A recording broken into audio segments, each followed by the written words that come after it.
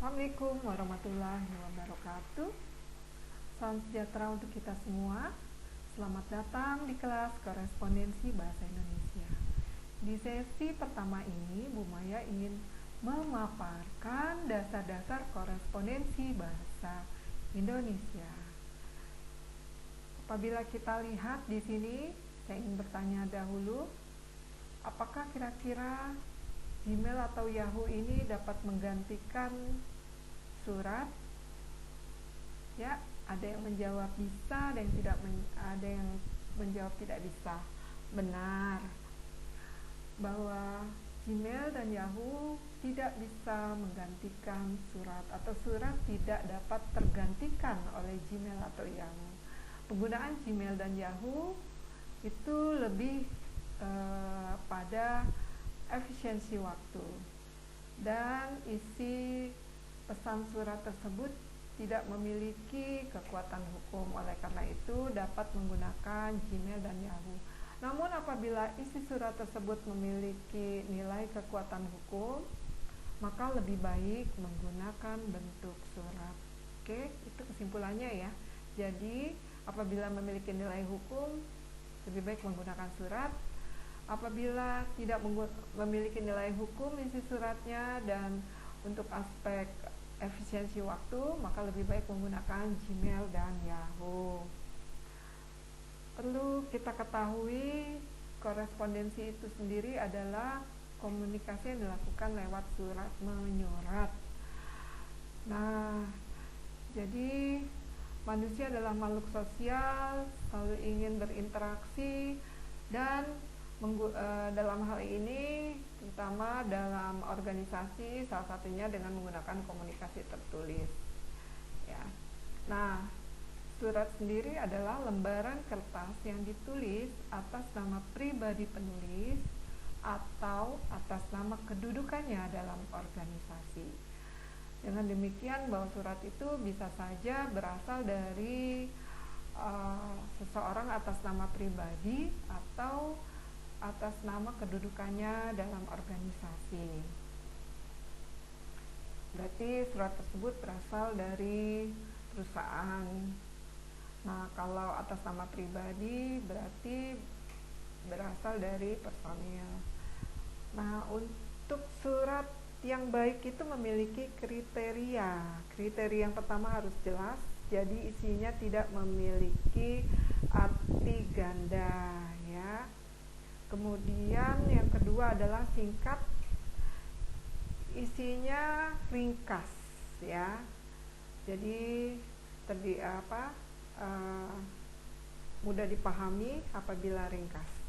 Kemudian yang ketiga lengkap. Bagian-bagiannya lengkap, ada bagian pembuka, isi, penutup, dan yang lainnya. Yang keempat, isinya harus benar ya, jadi berdasarkan fakta. Jadi itu kriteria surat yang baik. Yang pertama jelas, tidak memiliki arti ganda, kemudian singkat atau ringkas, kemudian lengkap bagian-bagiannya, dan isinya benar. Ada hal-hal khusus terkait surat yang harus kita pahami, atau di dalam organisasi dikenal dengan tata naskah dinas ya. Ini terkait dengan ukuran kertas yang digunakan resmi di perusahaan tersebut atau organisasi tersebut, kemudian model atau bentuk surat yang digunakan untuk standar di organisasi tersebut, kemudian pemakaian bahasa yang khas ya, kemudian kode notasinya untuk penomoran, dan terakhir adalah pencantuman tanda tangan dan stempel. Apakah stempel tersebut berwarna ungu atau berwarna biru. Kemudian untuk tanda tangan, apakah tanda tangan tersebut harus sebelumnya ada paraf atau tanpa paraf ya. Nah, adapun fungsi surat di sini yang pertama adalah alat bukti tertulis ya. Jadi dapat digunakan sebagai bukti dalam hukum karena memiliki nilai hukum. ada tanda tangan asli dan stempel basah. Yang kedua, sebagai alat untuk mengingat. Nah, surat tersebut biasanya nanti akan disimpan sebagai rekaman kegiatan sehingga mudah untuk mengingat. Kemudian yang ketiga adalah pedoman untuk bertindak. Dengan adanya surat tersebut, maka dapat diambil suatu keputusan untuk bekerja sama misalnya antara dua perusahaan. Yang keempat adalah duta atau wakil organisasi. Surat tersebut dapat mencerminkan citra organisasi dengan kalimat-kalimatnya yang sopan ya. Kemudian yang kelima, dokumen historis dari suatu kegiatan. Surat dapat digunakan sebagai sejarah ya, untuk melihat sejarah suatu organisasi. Dan terakhir adalah keterangan keamanan. Dengan memiliki surat, maka dapat mudah bertindak. Misalnya di era pandemi COVID, apabila ingin melakukan perjalanan dinas, maka dapat menunjukkan surat vaksin. Nah, surat itu sendiri banyak jenis-jenisnya. Yang pertama adalah menurut kepentingan dan pengirimnya. Yaitu yang pertama adalah menurut kepentingan dan pengirimnya itu terdiri dari surat pribadi ya. Berarti dibuat atas dasar nama pribadi. Kemudian surat dinas pemerintah itu dibuat berdasarkan kedudukannya dalam organisasi pemerintah. Kemudian surat niaga dibuat atas kedudukannya dalam perusahaan swasta. Surat sosial dibuat berdasarkan kedudukannya dalam organisasi sosial.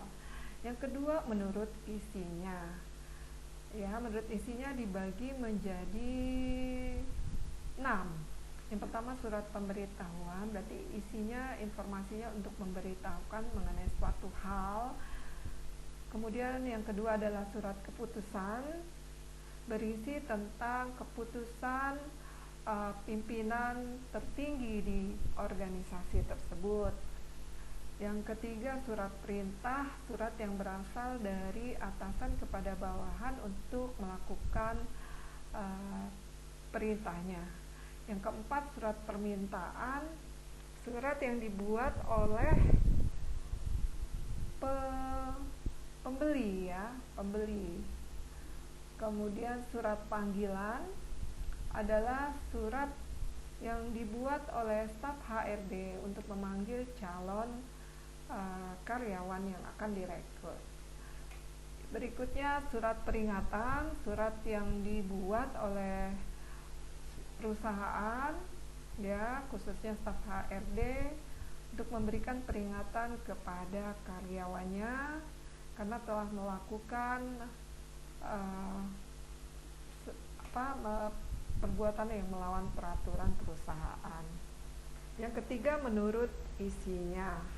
Nah, menurut isinya ada surat perjanjian, yaitu surat antara dua pihak, bisa pihak itu personel dengan organisasi atau organisasi dengan organisasi. Nah, kemudian menurut isinya lagi surat laporan. Laporan adalah informasi tertulis untuk kegiatan yang telah selesai dilakukan. Berikutnya surat pengantar adalah surat yang diberikan oleh perusahaan untuk karyawannya untuk melakukan sesuatu. Kemudian surat penawaran, surat yang dibuat oleh penjual ya. Nah, kemudian surat pemesanan adalah surat yang dibuat oleh pembeli untuk memesan suatu barang. Surat undangan, surat yang digunakan untuk mengharap kehadiran seseorang dan suatu acara. Berikutnya surat lamaran pekerjaan adalah surat yang digunakan untuk calon karyawan melamar pekerjaan. Yang ketiga menurut sifatnya ada surat biasa, yaitu surat yang dapat diketahui oleh semua orang di organisasi tersebut. Kemudian ada surat konfidensial, yaitu surat terbatas, hanya diketahui oleh bagian atau departemen tertentu. Dan kemudian surat rahasia adalah surat yang hanya boleh diketahui oleh seseorang ya, satu orang atau paling banyak 2 orang ya. Kemudian berdasarkan banyaknya sasaran, surat dapat dikelompokkan menjadi surat biasa, surat edaran, surat pengumuman. Kemudian berdasarkan tingkat kepentingan penyelesaiannya, ada surat biasa ya, yang penyelesaiannya mungkin beberapa hari, surat kilat mungkin waktu yang lebih cepat lagi, surat kilat khusus paling cepat. Kemudian berdasarkan wujudnya, ada surat bersampul ya, yang memiliki amplop, dimasukkan dalam amplop, ada kartu pos, ada barcode pos ya dahulu ya, ada semacam kartu pos, telegram, telex atau faksimiles, serta memo dan nota.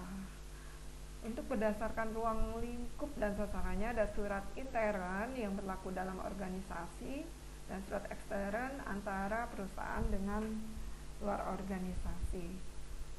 Selain jenis-jenis surat, kita juga harus perhatikan ada surat yang boleh dilipat, ada yang tidak.